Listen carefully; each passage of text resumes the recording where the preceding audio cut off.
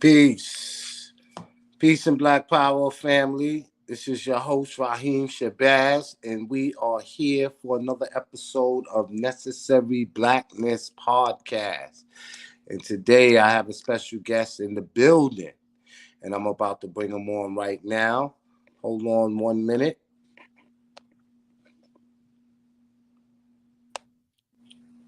I was going to say how you got me set up. Yeah, I got you set up. I got you in here. What's going on, black man? I'm chill. Let me adjust my camera because I wasn't sure if we was going a long way or okay. Let me, give me 1 second. Let me just adjust real quick.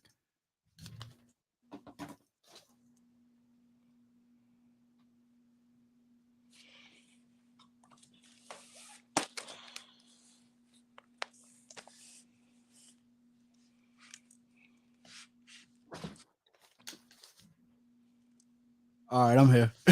All right, ladies and gentlemen, we have the one and only in the building.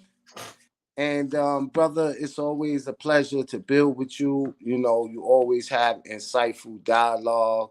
And one thing I could say is that you definitely a community activist making the necessary change that needed to be done in the community. And for those that are joining us and don't know who this man is, the brother name is Omowale, Yes, and sir. he has a podcast, several different podcasts. I know I was on the off topic, off topic one. Me and the brother chopped it up. He has a documentary called The Un-American Dilemma, and he has another initiative that he is working on. So what we like to do here at Necessary Blackness Podcast, we like to highlight those that are doing stuff that's in the community, that's helping the community, and that's active in the community.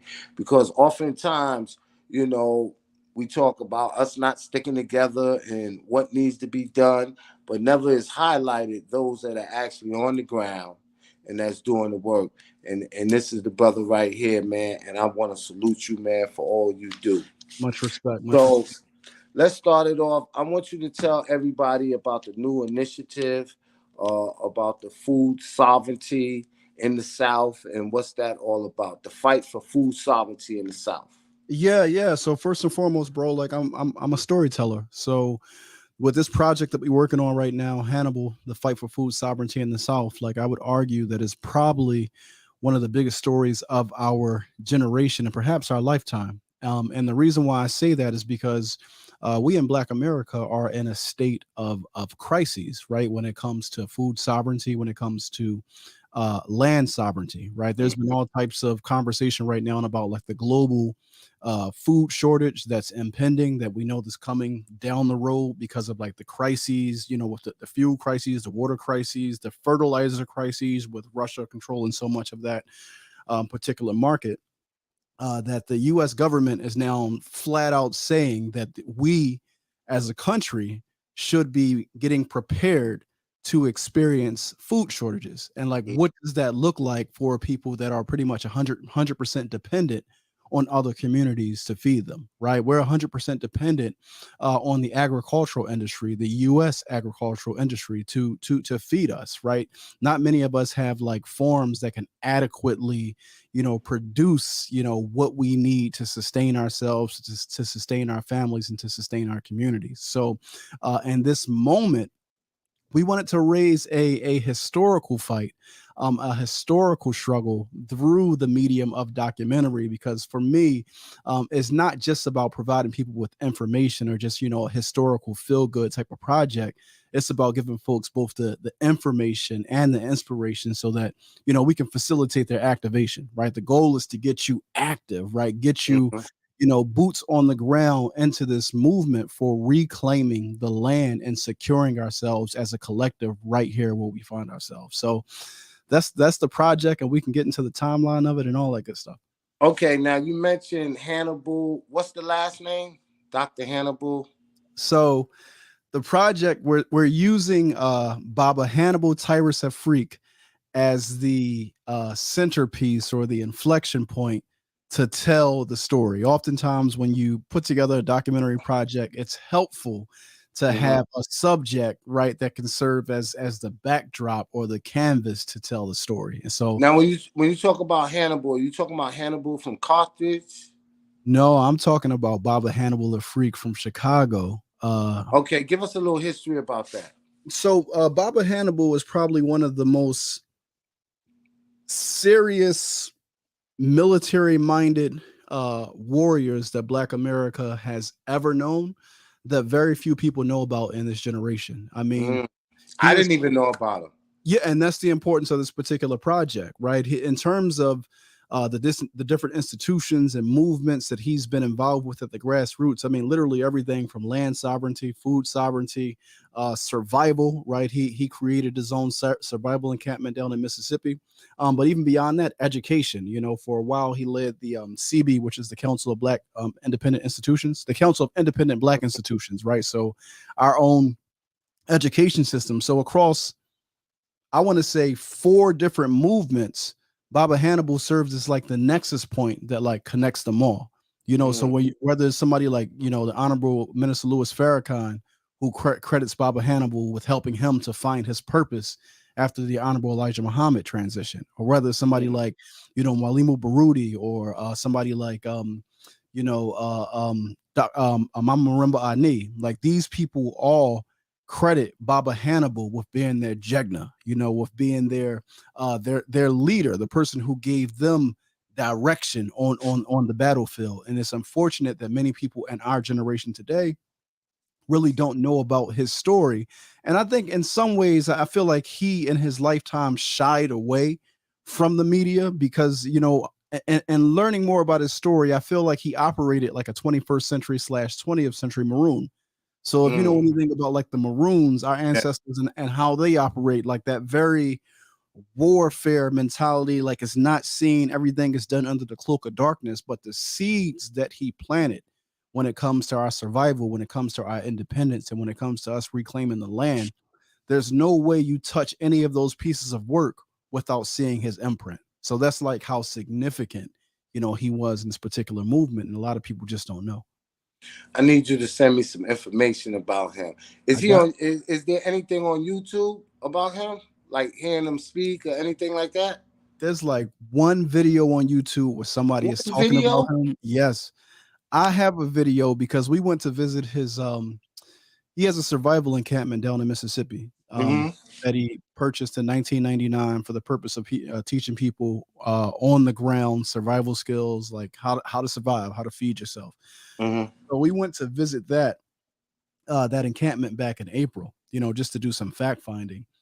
And we were able to get our hands on the last public talk that he gave before he passed away. So Oh, I have that, but we're holding it for like the doctor. Like we're not putting it out. okay, I okay. have it though. But there's books and stuff like that. Have you written any books or anything like that? He's written a lot. So but it's a lot of like he's written a lot on reparations. He's written a lot on nationhood. So he's a Black nationalist. So you're going to find some of his texts, but it's one of those situations where this is somebody who was so you know, serious and so committed to our fight. See, you have to understand, and this is what we're doing with the project in terms of creating the timeline so that people can see where the different players, you know, enter. In 1969 / 1970, you had this split, you know, within Black America, right? This is like Mm-hmm. post integration where you had the so-called notable civil rights folks who really abandoned the movement for freedom to integrate, you know, Mm-hmm. within the system, you know, and kind of like get a seat at the table, you know, within the Democratic Party. So you had those folks, but then you had the folks who stayed in the field and chose to keep fighting and chose to keep building. And a lot of them were pushed under. Malcolm and Martin. Absolutely. So Baba Hannibal was on the Malcolm side of the equation. Stayed in the field, continued to fight, continued to work, and his works are significant. And the reason why it's incredibly important right now, like you mentioned that I'm an organizer, a lot of the issues that we face today, there's been significant work already put in on these issues. So we don't necessarily got to recreate the wheel. We just have to introduce this current generation to the work, to a lot of the battle plans, a lot of the strategies, and get them involved in the fight. Like, so that's really what this project is going to assist in doing. The blueprint is already written. It's already You just down. gotta follow it. The black print is already down. Yeah. I wanted to go to the black farmers, right? We know that Biden equity plan for black farmers was a failure. I seen you posted, I posted as well. White farmers got significantly higher than black farmers, Yeah. Hispanic farmers, Asian farmers. I think black was the last one. Like 15 million, something minimal. White people got like 100 mil, something ridiculous. Yeah, We got it was a big difference, and he didn't do what he said he was going to do. You know, there's several lawsuits against the United States government for what they did to black farmers as far as giving them fake seeds and stuff like that. Is that something that's going to be covered in your documentary as well? Absolutely. So it has to be covered because it's important for our family to know, right? As of 1911, black people in this country had acquired 16 million acres of land. Right? As of 1911. As of 2017, black people on record, and this is 2017, so that's 5 years ago, on record only have 4.5 million acres of land. That's basically, we lost 90% of the land that we had control and or ownership over, right? And that 4.5 million acres represents less than a half of 1% of all the available farmland in this country. Half of 1% is what we had when it was last documented. In fact, the first attempt to quantify the amount of that actually just a report was put out in May of 2022. You can find this report on Reuters. The value of what we lost was damn near $500 billion. Right?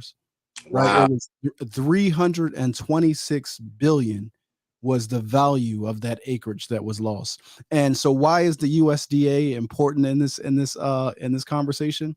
Because they assisted, because of their racist practices. Absolutely. Black farmers couldn't get the loans that they needed to keep their farms open. White farmers could get the loans because of the laws around like heirs property and things of that nature. The state essentially colluded with removing the land from our ancestors, right? And even as more, they always do. Even if you take it back deeper than that, because when we start the timeline of this documentary, right, the timeline starts January 12th, 1865, right? Why does it start then? Well, that's when William T. Sherman, his headquarters down in Savannah, Georgia, right after the Civil War, called 20 black preachers into the headquarters and asked them a series of questions. There was 12 questions that he asked these 20 black preachers, but question 3 and question 4 are the most important. Question 3 was, how do y'all want to live here in America? Right? And the answer was, well, we want to live off the land. If we got land, we can feed ourselves, we can take care of ourselves, we can get from the land all that we need to survive. That was question 3. Question 4 was, well, and which way do y'all want to live? Do y'all want to live scattered among white people, or do y'all want to live in colonies by yourself? And everybody, all 20 except one, I don't know who the one was, but all 20 answered like, we want to live by ourselves, meaning we want to live separate. So all 20 of those brothers who met with William T. Sherman on January 12th, 1865, all 19 of the 20 all said we want to live separate, and they all said that we require land in order to live. 3 weeks following that meeting is when Field Order 15 was issued, known as 40 Acres and a Mule. Right. So it literally starts there, right? The fight for us to feed ourselves. Another piece of history that we kind of like unearthed in our research. This is often hidden, but between 1862 and 1870, so in that 8-year period during the Reconstruction period, nearly 25% of our ancestors that were emancipated passed away due to illness or starvation. So this food conversation, this food sovereignty conversation is critical. And what happens is like the liberals come in and they try to finesse the conversation. They try to make it about food access, not food, because food access and food sovereignty are two different things. Exactly. You understand what I'm saying? Like, because I was looking that up, and it was talking about what's the difference between food justice and food sovereignty. Mm-hmm. Food justice is just providing food for the masses, making sure they have food, right? Food sovereignty is controlling the resources in your community, how Yep. the food is grown, how it's distributed, and the food is amongst everybody.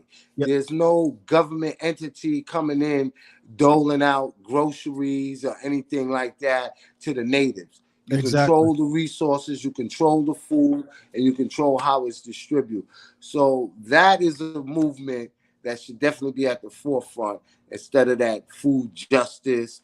And they try to push that with, we live in certain enclaves and urban communities. They call it food desert. Yeah. You know, the whole entire world is a food desert to Black people that don't control the resources of their community. Yeah. So that leads me to my next question, right?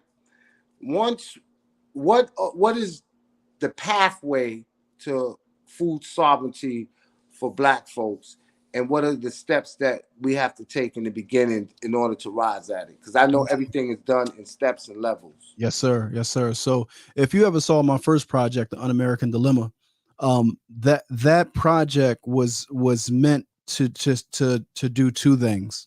The first thing it was meant to do was raise the level of political education among our people to the point Mm-hmm. that we become completely disillusioned with the political status quo, right? For me, it's not enough to say, it's not enough for us to influence our people not to vote, right?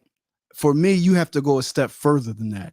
You have to show our people why it's impossible for this system to provide you with any of the political needs that you require to survive. You have to help them to reach that conclusion, because then Mm-hmm. once they reach that conclusion, then the question becomes, well, if voting or not voting is not going to get me what I need, then what do I need to do? And that's where you get push them to organizing. It's about organizing the power of the Black grassroots. So movement development, organizational formation, revolutionary parties that are started for the explicit purpose of Malcolm X always said that revolution is about land. Like that's a Yeah. complete sentence. That's a complete sentence. The Revolution is basis about of land. revolution and freedom is land. So at the end of the day, if you're talking about survival, if you're talking about true economic transformation of our people, then you have to raise their consciousness and get them organized in a manner to where the fight becomes about the land, securing the land, securing ourselves on the land, because you can't be food sovereign without land, right? Land is how you grow food. I know they got all these, aquaponics and all this, Bill Gates is now growing stuff in labs and stuff like that. And for me, it's like I don't even call that food. That's one of the benefits of being food sovereign. Because Yeah. when you have sovereignty, you get to determine what is food. So for me, if Monsanto is giving me this so-called fruit that ain't got no seeds in it, then I have to question, is that food? That's Not something at all. modified. That's not food. Yeah. What is, because food has seeds in it. You know what I mean? So we got to be very careful with the definitions of things. You know what I mean? Because now Bill Gates can create this stuff grown in a lab and say, well, that's meat. No, that's not meat, fam. You understand what I'm saying? So for me, it's about getting our people, like I said, it's providing them with the information and the inspiration to facilitate their activation, right? And the only way for us to be active and or to act is through organization, right? Through collective organization. So it's not enough for us to be angry on social media and venting and saying, well, we're not going to vote.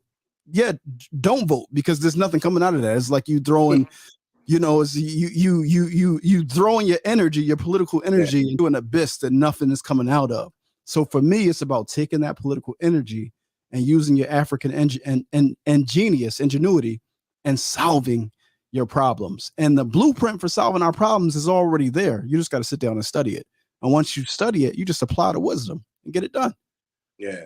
Now you mentioned Bill Gates, right? And Mhm. we know that he is buying up land at a rapid pace, right? Mhm. Unprecedented level of land ownership. And at the top of the food chain is Bill Gates, and he's backing Beyond Meat, and they're modifying the food. What do you think is going to come out of that? Well, Bill Gates is a globalist. So if you understand what the globalists are looking to achieve, like everything points towards one target. You know what that target is, right? Yeah, they want to control everything. What you eat, what you think, how you spend your money. Everything that the globalists are involved in is a funnel that funnels the population through this funnel, for lack of a better term, for depopulation. That's the goal. Controlling the food, controlling the thing, the jab, all of that, Yeah. the gender thing, all of this is all tied in. So with the globalists, them trying to get control over the global food supply, this is another means of control over the masses, so that you can get the masses to behave in a certain way, and ultimately the desire is for their behavior to lead to a massive decrease in our reproduction rates. So it's Yeah, go ahead. yeah. I want to stop you right there, right? Because I want the family to know this, right? Everything he's saying is 100% factual and right and exact, right? Now, I'm sitting here and I'm thinking, and I'm like, Bill Gates, how old do you think he is? Like 58, 57. He's 58, 57, right? Mm-hmm. He got more years behind him than he do in front of him, right? And the globalists and what they do, this is a well orchestrated plan that probably been planned out 200 years ago. And it's being fulfilled and it's being fulfilled. His plan to take over the food industry might not even be realized in his time, but he has other people that's coming behind him that's going to pick up the baton and make sure it happens. Yeah. So everything he's saying, we have to be on deck, and we have to know that this is a systematic plan, and we have to be strategic in how we fight it. Well, Go ahead, finish. no, the CEO of Pfizer. You watch the clips from like the World Economic Forum and I Davos. see.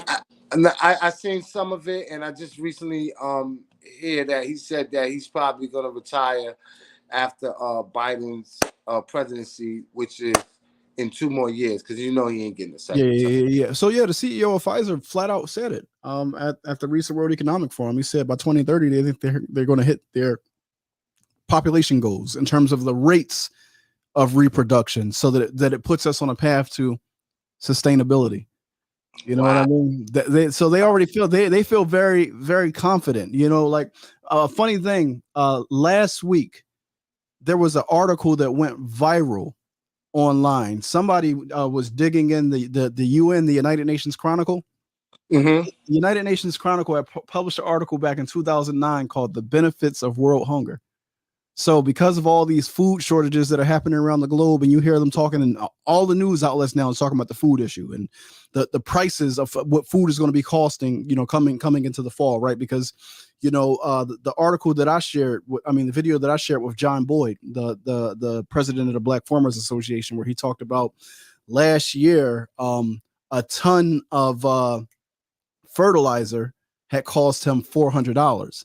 This year, a ton of fertilizer costs $1,200. So the price has tripled, right, on fertilizer. So if fertilizer is an input that goes into making your food, and therefore that's a part of the cost, that means the consumer is going to have to bear that cost when you Oh go to yeah, purchase absolutely. food in the fall. So yeah, your wheat, your bread, and even the chicken farmers, the produce farmers, like the dairy farmers, the prices on everything is going up.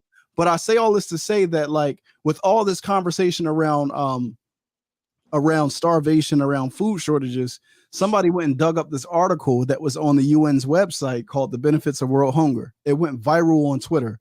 The next day, the UN took it off their website. Wow. Yeah. Do you have a copy of that I article? do. I do. I got a copy only because You I was screenshotted it and downloaded it? no, I was down in Charlotte and I was about to do a promo for the campaign, and I was going to talk about it. And when I went back to the website, they had deleted it. So I searched it, and you know who copied it? InfoWars. Oh, Alex Jones' yeah. website. So I snatched it off of his website and I got it in my email. So I can send it. And you know what? If that article didn't go viral and people didn't know about it, right? But they snatched it off of there and then put it out, the first thing people would say, this is a conspiracy. They always Exactly. on conspiracy theories when it was factual and the enemy put it on his own website. Yeah. Well, now they're trying to say it was satire. Well, if it was satire, why not leave it up? Why take it off your site? On their website, they're gonna put satire. Mm-hmm. Yeah, right. Come Yeah. on. Man. Yeah. So listen, right? We know that the fight for sovereignty, you can't fight without a movement, right? Tell people how they could join the movement and tell people how they can support your initiative and your cause. Right now, the hashtag that we rocking with is hashtag from freedom to famine. Currently, we're slated to go to, let me see, I don't want to lie. Atlanta. No, we got 16 states that we're trying to visit.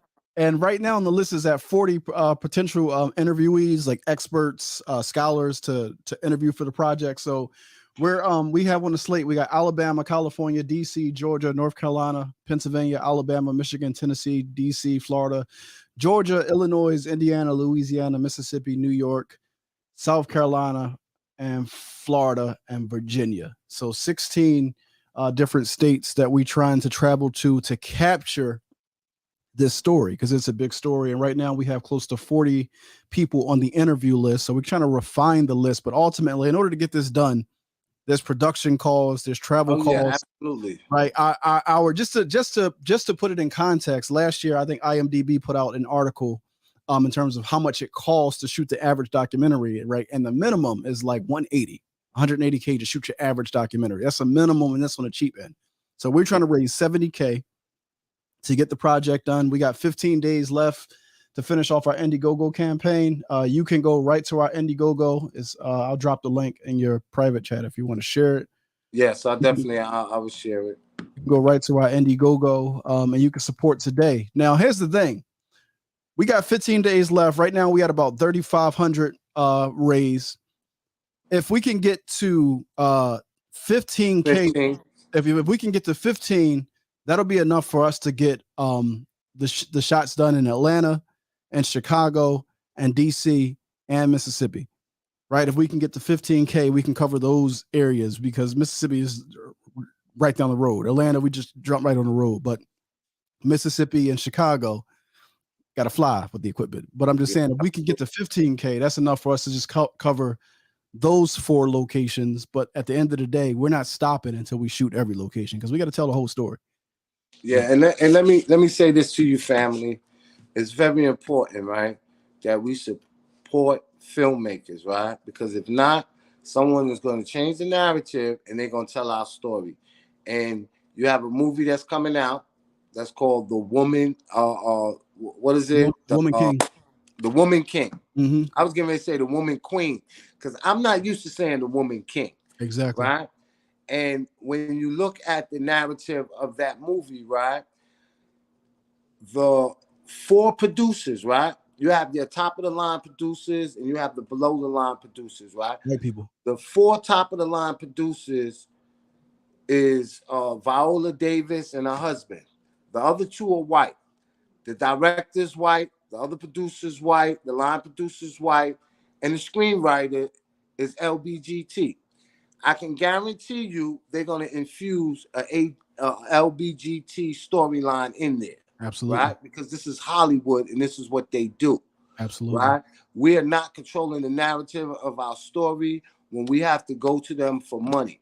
But when we have individuals that can tell this story and in a manner, in a way that is accurate, we have to support them. So I want everybody, man, to support this brother, man, support his initiative. And we got to support you. The brother already has a documentary out. So there's no question that he has the skill set to pull this off. But freedom ain't free, and it costs money to do this. Believe me, I know. Yeah. You know, we're doing 3 documentaries. You know, it definitely costs money. So, my brother, in closing, is there anything else you want to add? Is there anything else you want to let people know? Yeah, man. Listen, if you can't feed yourself, you can't free yourself. You understand? So, like, Absolutely. this is a moment of urgency. Like, this is a now moment. You know what I mean? This ain't a wait until tomorrow type moment. This is something that we have to get active on right now, because tomorrow is definitely going to be too late. Like It was a sister that I interviewed, right? And she it was a profound quote that she said, and I don't want to mess it up. But I'm gonna give you the gist of it, right? She was talking about freedom and how, land is the basis of freedom, right? She said, if you involved in a movement and land is not the basis of what you're talking about or acquiring, then all you have is a study group. You don't have a movement. You don't have an organization. You have a study group. If land is not the basis of what you're trying to acquire within your organization or within your movement, that's how serious it is. With land, not only can you feed, clothe yourself, and shelter yourself, but you can heal yourself, from the plants and from the herbs. critical. And that's all we need, family. And that's why, you talked about the millions and millions of acres that we lost. I was able to secure 1.25 acres. It sounds like a little amount, but 1.25, 1 acre is the size of an NFL football field. Yeah. So that's how big it is. Yeah. You can have your main master house, you can have a guest house, you can have a garden, and you got so much other space to do other things with. Yeah. So here's the thing: a lot of our family, like my family, is from right outside of Savannah on my dad's side, and on my mom's side, my family's from Alabama. But a lot of our family still has land in the South.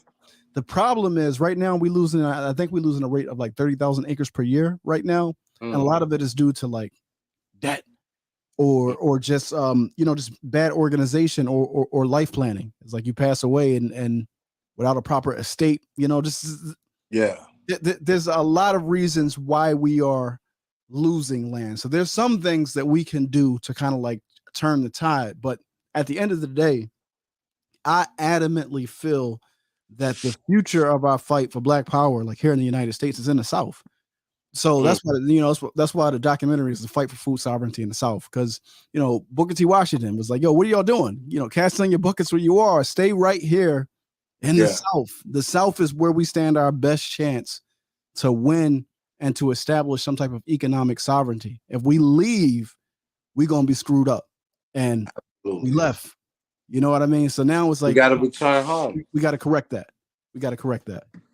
So, all right, ladies and gentlemen, this is Raheem Shabazz, and this was a very telling conversation with my brother, Omowale Afrika. I'm going to support you. I'm going to drop something on it right today before I forget, because if I don't do it today, it's going to be forgotten. And I'm definitely going to push this. I want everybody to push this. Get on social media, whether you're on Instagram, you're on Twitter, you're on Facebook. What's the hashtag again, brother? Hashtag is hashtag from freedom to famine. Now I want to ask you that. From freedom to famine, right? Yeah. Why it's not from famine to freedom? Because we starting at the beginning of the story. We telling the untold story. Remember when I said that it's important for us to start January 12th, 1865. And if you look at that, if you look at that period of Reconstruction from 1862 to 1870, we lost nearly 1 million people. Okay.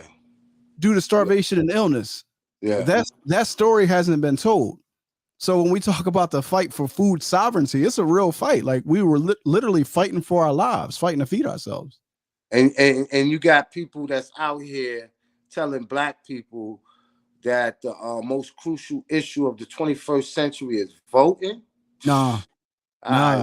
You starve and see if you be able to vote. You won't even be alive.